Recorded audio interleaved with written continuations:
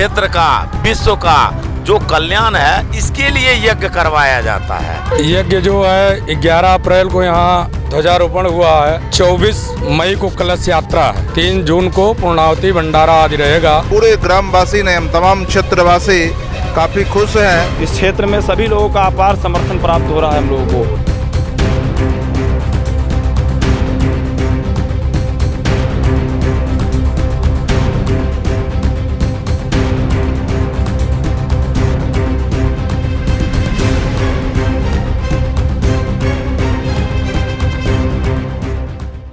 नमस्कार, मैं हूं मोनिका। आप देख रहे हैं केबी स्टूडियो बिहार के खास प्रोग्राम में आप सभी दर्शकों का हार्दिक अभिनंदन है, स्वागत है। आज हम आए हुए हैं छौड़ाही प्रखंड के अंतर्गत मालपुर पंचायत में, जहां पर 40 वर्षों बाद फिर से महायज्ञ विशाल भंडारा के साथ यहाँ पंचकुंडीय श्री सप्तचंडी महायज्ञ का आयोजन किया जा रहा है। और सबसे खास बात यह है कि इस मालपुर गांव में 40 वर्षों बाद यज्ञ को देखने का शुभ अवसर मिल रहा है। और यहाँ के लोगों में क्या खुशहाली बनी हुई है, चलिए मिलते हैं यहाँ के लोगों से। और इस यज्ञ में क्या क्या व्यवस्था होने वाली है, आने वाले 24 मई से इस यज्ञ का शुभारंभ कलश यात्रा से होने जा रही है। तो चलिए यहाँ के जो है यज्ञाचार्य उनसे मिलते हैं और जानते हैं, सारी डिटेल्स आप तक पहुँचाते हैं। इस यज्ञ में श्री अमित कुमार दास जी पुजारी बाबा के रूप में यहाँ पर सेवा दे रहे हैं। हम जानेंगे बाबा से। और बाबा, इस केबी स्टूडियो में सबसे पहले आपका स्वागत है। और हमारे जितने भी दर्शक देख रहे हैं, हम चाहेंगे इस यज्ञ होने वाली जितनी भी सारी डिटेल्स आप हमें बताएं। इस यज्ञ में देखिए, यज्ञ जन कल्याणार्थ के लिए हो रहा है। और इस यज्ञ से पूरे क्षेत्र का, पूरे जनता को कल्याण होता है, इसीलिए लोग तन मन धन भाव से लगे हुए हैं। और इसमें जो इस यज्ञ कर्म में हमारे श्री गुरुजी महाराज त्यागी राम सेवक दास त्यागी जी महाराज गुजरात से आए हुए हैं, मनोकामना सिद्ध हनुमान जी के दरबार से। और उन्हीं के उपलक्ष्य में एक गांव समाज के भक्तगण लोग, सभी लोग लगे हुए हैं कि ये यज्ञ को श्री माता जी के नाम से संपन्न किया जाए। श्री सप्तचंडी पंचकुंडी महायज्ञ जो है, भगवान नाम के लिए, जन कल्याण के लिए। और इस क्षेत्र के जो भी विकार हैं, मानसिक विकार या लोगों का कल्याण हेतु इस यज्ञ का आयोजन किया गया है। इस क्षेत्र के जन कल्याण के लिए कहा गया है, यज्ञोपितस्यै जनतायै कल्पते। यज्ञ जो है पहले के हमारे ऋषि आदि मुनियों ने भी किया था, जिसके स्वरूप में आज भी जगह जगह, तमाम जगह लोग जो है, संत बड़े बड़े महात्मा लोग जो है यज्ञ आदि कर्म कर रहे हैं, जिसमें भक्तजन या हमारे समाज, हमारे देश का राष्ट्र सेवा के लिए जो है इस यज्ञ किया जाता है। जी, राष्ट्र सेवा और एक तरह से देखा जाए तो प्राकृतिक सेवा के लिए भी, हमें विश्व कल्याण के लिए भी इस यज्ञ को, हर एक तरह के इस यज्ञ को लेकर हर एक तरह के यहाँ पर फायदा ही फायदा है। और धर्म से लेकर भी और प्राकृतिक रूप से भी। तो बाबा, ये यज्ञ जो होने जा रहा है, इसमें कब से कब तक क्या क्या व्यवस्था है? ये यज्ञ जो है 11 अप्रैल को यहाँ ध्वजारोपण हुआ है। और उसी दिन से अखंड राम नाम संकीर्तन जो है प्रारंभ हुआ है। और ये यज्ञ जो है 24 मई को कलश यात्रा है और पूर्णाहुति 3 जून तक है। 3 जून को पूर्णाहुति भंडारा आदि रहेगा, ठीक है। और यहाँ के भक्तों का उत्साह देख करके हम तो जानते हैं कि अब यहाँ प्रत्येक साल जो है ये धर्म कार्य होता ही रहेगा जी। और यहाँ पे रामलीला, रासलीला, प्रवचन करता इत्यादि की सब जो है सारी धर्म कार्य से जुड़ी हुई सारी व्यवस्थाएं यहाँ की गई हैं। और मैं चाहता हूँ, सभी भक्तजनों से अनुरोध भी करता हूँ कि यहाँ आइए, अपने जीवन को कृतार्थ करिए और इस धर्म से जुड़ करके अपने जीवन को सुलभ बनाइए। 11 अप्रैल से लेकर संकीर्तन अखंड रामधुन यहाँ पर लेकर 3 जून तक चलने वाली है। लोग बहुत करते हैं, नवाह करते हैं, 9 दिन के लिए करते हैं, लेकिन यहाँ पर देख सकते हैं 11 अप्रैल से लेके 3 जून तक यहाँ पर अखंड रामधुन संकीर्तन चल रहा है। तो चलिए यहाँ के और भी पब्लिक है, हम उनसे जानते हैं। सर, ये इस गांव में 40 वर्षों बाद ये शुभ अवसर मिलने वाला है, कितने हर्षोल्लास के साथ मना रहे हैं? हम सभी ग्रामवासी जो हैं इस अवसर पे बहुत ही खुश हैं। पूरे ग्रामवासी ने, हम तमाम क्षेत्रवासी काफ़ी खुश हैं। जो हमारी भारत की जो धरती है वह धर्म की धरती है और धर्म ही मानव कल्याण का मार्ग है, और उस मार्ग पर हम तमाम ग्रामवासी जो हैं, क्षेत्रवासी जो हैं, दिन रात लगे हुए हैं और पूरे हर्षोल्लास के साथ हम लोग इस कार्यक्रम को आयोजित कर रहे हैं। और तमाम लोग इस कार्यक्रम में आवें, भाग लें और धर्म के भागी बने। जय श्री राम। सर, एक बार हम जानना चाहेंगे, जो लोग इस यज्ञ में आकर पुण्य के भागी बनना चाहते हैं, दूर दूर आने वाले लोगों को, उनके लिए क्या विधि व्यवस्था रखी गई है? जो भी लोग यहाँ पे आएंगे उनके लिए ठहरने की व्यवस्था है, उनके गाड़ी पार्किंग की व्यवस्था है, अखंड भंडारा की व्यवस्था है जो अभी भी चल रही है और पूरे यज्ञ कार्यक्रम के दौरान चलते रहेगी। और समुचित व्यवस्था यथासंभव हम तमाम क्षेत्रवासी तमाम तरह से हमारे आने वाले भक्तजनों को कोई कठिनाई नहीं हो, दिक्कत नहीं हो, इसका हम लोग पूरा ख्याल रखेंगे। यहाँ पर नीरज जी जो इस यज्ञ के पुजारी बाबा हैं, हम इनसे भी जानते हैं। हम चाहेंगे बाबा इस यज्ञ के बारे में कुछ बताएं। सबसे पहले लोकतंत्र के चौथे स्तंभ के रूप में उपस्थित आप सभी मीडिया कर्मों को हृदय के अंतःकरण से साधुवाद, धन्यवाद। शास्त्रों में कहा गया है कि यज्ञम यज्ञई जनयंत सूरयः। हमारे वेद कहते हैं, हमारे शास्त्र कहते हैं कि हे विद्वानों, हे संत महात्माओं, इस संसार में यज्ञ का प्रचार प्रसार करो।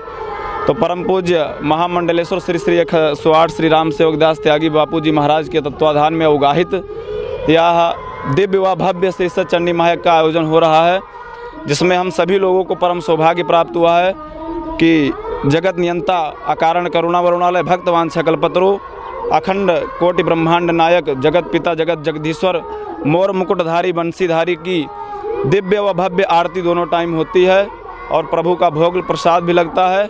और यहाँ इस क्षेत्र में सभी लोगों का अपार समर्थन प्राप्त हो रहा है हम लोगों को, और हमें आशा नहीं अपितु पूर्ण विश्वास है कि भंडारे तक हम लोगों को समुचित व्यवस्था यहाँ के लोग उपलब्ध कराएंगे।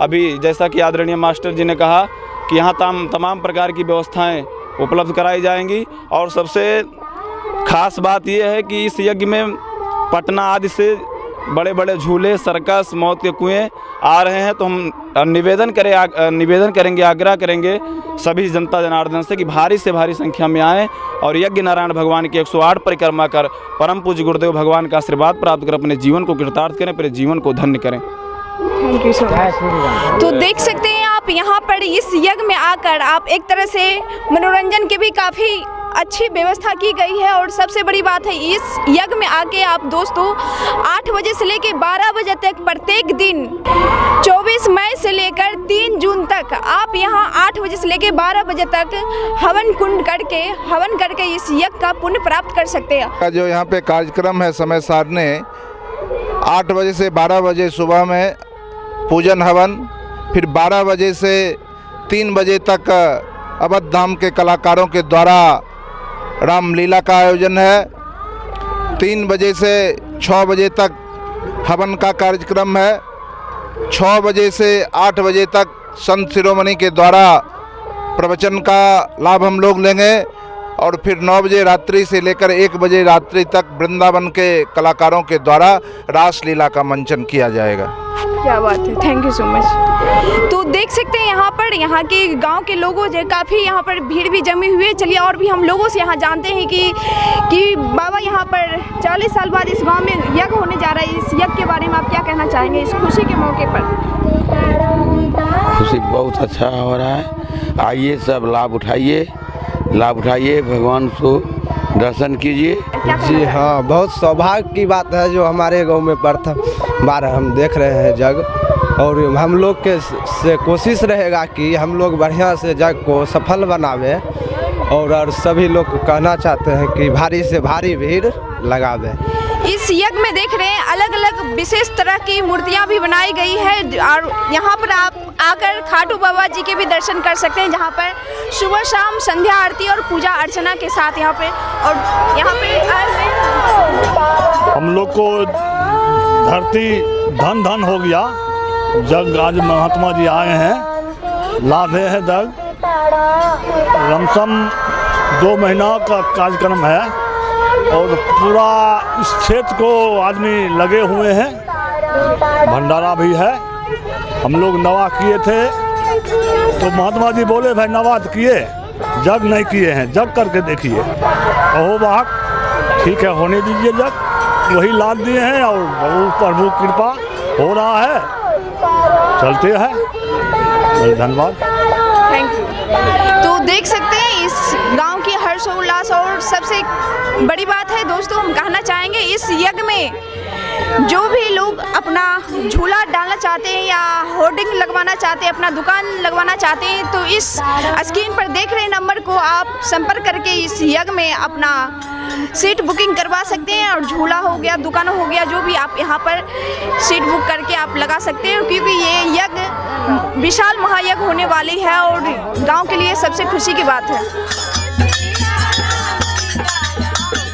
तो आप देख सकते हैं इस गांव की खुशहाली, एक छोटे छोटे बच्चे जो यहाँ पर 11 अप्रैल से चल रही है अखंड राम धुन, जो 24 घंटे यहाँ पर राम धुन चल रही है, और यहाँ के छोटे छोटे बच्चे भी इस यज्ञ में आकर इस राम धुन की पावन पुण्य समय का उपयोग कर रहे हैं। दोस्तों, कहा जाता है कि दुनिया की प्रत्येक वस्तु परिवर्तनशील है, अतः प्रकृति के सभी पदार्थ परस्पर संसर्ग से जहाँ बनते हैं वहाँ वियोग से बिगड़ते भी हैं। मिट्टी के परमाणु जलादि का संसर्ग पाकर घट मठ आदि रूपों में बन भी जाते हैं। इस यज्ञ के यज्ञाचार्य जी श्री राम सेवक दास त्यागी जी हमारे बीच हैं, और चलिए हम इनसे जानते हैं कि इस यज्ञ में होने वाले क्या क्या फायदे हैं, आखिर यज्ञ क्यों करवाया जाता है। नमस्कार बाबा, केवी स्टूडियो में सबसे पहले आपका स्वागत है। जय सीताराम। स्टूडियो वाले को धन्यवाद। यज्ञ से क्या होता है, यज्ञ जो होता है, आप अपना इच्छा क्षेत्र का, विश्व का जो कल्याण है, इसके लिए यज्ञ करवाया जाता है। आप जो इच्छा से आप पूर्ति कर, आप अपना इच्छा कोई मनोकामना रखिए, फिर यज्ञ में आप फेरी परिक्रमा हवन पूजन कीजिए, आपका पूर्ण हो जाएगा। बाबा, देखा जाए तो ये 2023 में काफ़ी संख्या में यज्ञ को देखने को शुभ अवसर मिल रहा है हम सभी भारतवासी को, तो इसका क्या इसका मुख्य कारण ये है कि 2019 से जब कोरोना का संकट चला देश में, जो उसके बाद तो अपने देश में, विदेश में, हर जगह पूरे विश्व में अशांति फैला हुआ है।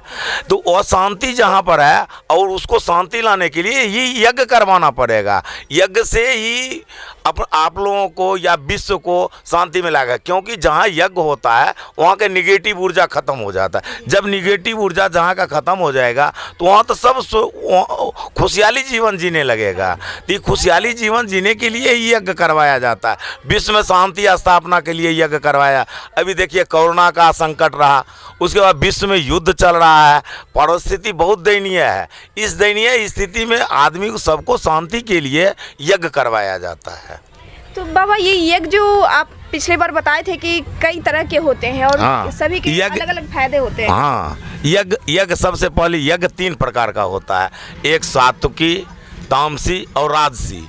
राजसी होता है या राजसी यज्ञ उसको कहा जाता है जैसे पुत्रेष्ठी यज्ञ, वो दशरथ जी करवाए रहे। तामसी यज्ञ जैसे मेघनाथ करवाए रहे, वो तामसी यज्ञ हुआ। असात्विकी यज्ञ जो बाबा जी करवा रहा है वो सात्विकी यज्ञ हुआ। बाबा जी अपना के लिए नहीं करता, बाबा जी पूरे विश्व के लिए करता है, समाज के लिए करता है, देश के लिए करता है। तो इसलिए बाबा जी जो भी करवाएगा वो विश्व के लिए करवाएगा, क्षेत्र के लिए करवाएगा, देश के लिए करवाएगा। अच्छा, यज्ञ 3 प्रकार का होता है। अब रहिए सवाल, यज्ञ में 2 चीज़ का आवश्यक ध्यान रखना चाहिए। सबसे पहला आवश्यक ध्यान है, यज्ञ में जब स्वाहा तो कर देते हैं, स्वाहा करने के बाद स्वधा को तो पूछते ही नहीं है। स्वाहा हुआ यज्ञ भगवान का 2 पत्नी, उनके पत्नी, एक पत्नी का नाम हुआ स्वाहा और दूसरे पत्नी का नाम हुआ स्वधा। स्वाहा का मतलब जो होता है जो आप हवन करते हैं, और स्वधा का मतलब जो आप भंडारा करते हैं, जो आदमी को खिलाते हैं, भोजन करवाते हैं, प्रसाद देते हैं, वो हुआ स्वधा। तो अब स्वाहा तो करवाते हैं लेकिन स्वधा नहीं करवाते हैं। तो हम स्वाहा और स्वधा दोनों यहाँ कर रहे हैं, जिससे कि ये क्षेत्र का कल्याण हो, हमारे देश का कल्याण हो, विश्व का कल्याण हो। जो अपना कल्याण चाहते हैं इस यज्ञ में आकर के आप भी भाग लें, फेरी परिक्रमा करें, दर्शन पूजन करें, आपका कल्याण एकदम निश्चित 100% होएगा। लेकिन विश्वास श्रद्धा के साथ आप आइए, 100% आपको फायदा रहेगा। बाबा, जहाँ तक हमने जाना है कि इस यज्ञ में प्रत्येक दिन यहाँ पर 8 बजे से लेकर 12 बजे तक पर हर लोगों को यहाँ पर यज्ञ करने की, हवन करने की पुण्य का शुभ अवसर मिलने हवन करने के लिए वैसा हम 5 कुंड बनाए हैं। वैसा हमारा कोई विशाल यज्ञ नहीं हो रहा है। विशाल यज्ञ का मतलब हुआ कि हम 100 कुंड 108 कुंड बनाते रहे या 1008 कुंड बनवाते रहे, तब विशाल यज्ञ हुआ। ये 5 कुंड का है, तो उतना हम साधन विहीन है, साधन नहीं है। तो जितना साधन संसाधन हमारे पास है उन संसाधन में हम यही चाहेंगे कि इस क्षेत्र का कल्याण हो, जहाँ से अधिक भगत को। लेकिन अब सब भगत आ जाएंगे तो हम साधन विहीन हैं। जो ऐसा भगत रहे तो उसको हम उतना भगत को साधन दे सकते हैं, हवन करवाएंगे, पूजन करवाएंगे, ऐसा नहीं है, सबको करवाएंगे। लेकिन जितना साधन हमारे पास होगा उतना। Thank you sir. जय माता दी।